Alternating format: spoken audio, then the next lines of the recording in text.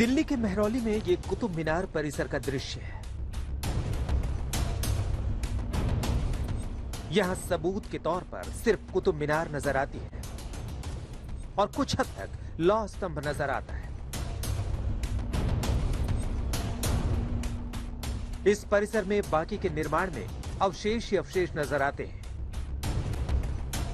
कई स्तंभों पर बनी मूर्तियों के चेहरे तोड़े हुए नजर आते हैं।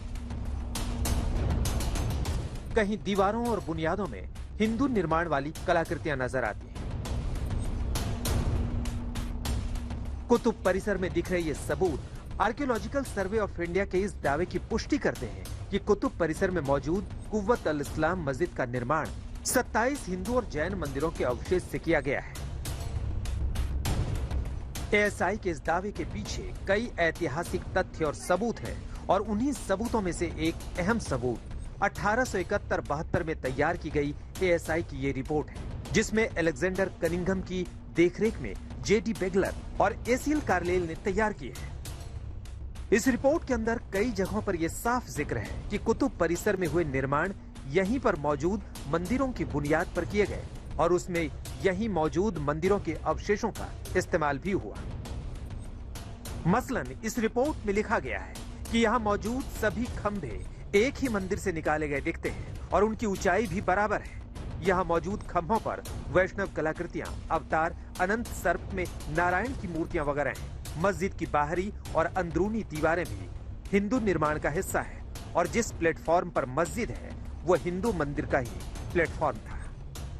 कुतुब परिसर में देखने पर भी यही पता चलता है कि अलग अलग इलाकों की सतह की ऊंचाइयां अलग अलग हैं। जेडी बेगलर की रिपोर्ट में भी इसकी वजह साफ लिखी हुई है। रिपोर्ट में लिखा है कि मस्जिद के अंदर की सतह का स्तर कुछ और है।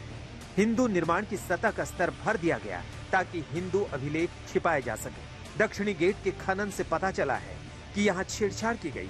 काले स्लेट पत्थर की लक्ष्मी की मूर्तियां और मिट्टी के दिए भी मिले हैं।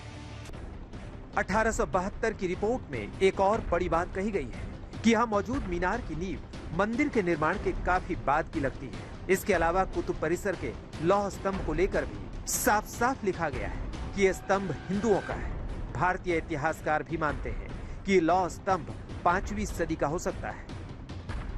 कुतुब मीनार परिसर के मुगल मस्जिद के इमाम मौलाना शेर मोहम्मद का भी कहना है कि कुव्वत अल इस्लाम मस्जिद में नमाज नहीं करने का बड़ा कारण है कि जहां देवी देवताओं की मूर्तियां होती हैं वहां नमाज नहीं की जा सकती। वहाँ का क्या बताऊं भाई, वो तो मस्जिद शहीद हुई पड़ी है, टूटी फूटी पड़ी है और नमाज होती ही नहीं, बिल्कुल भी कभी भी नहीं हुई वहाँ नमाज। उसमें तो पहले से थी नहीं, किसी ने कोशिश भी नहीं की, ना वहाँ हुई नमाज, ना पूजा, ना नमाज, कुछ भी नहीं है वहाँ। तो ये तो अलग मस्जिद है, उससे 400 साल बाद में बनाई हुई है और ये उन लोगों के लिए बनाई गई थी, इस मस्जिद की देखभाल के लिए। उस जमाने में जो लोग रहते थे तो ये तो टूट फूट गई थी ना कुव्वतुल इस्लाम, इसलिए उनका हो सकता है ये उस जमाने की कोई मस्जिद हो तो उन्होंने ये अलग बना दी मस्जिद के, चलो भाई इसमें पढ़ो, तो इसमें हो रही है नमाज।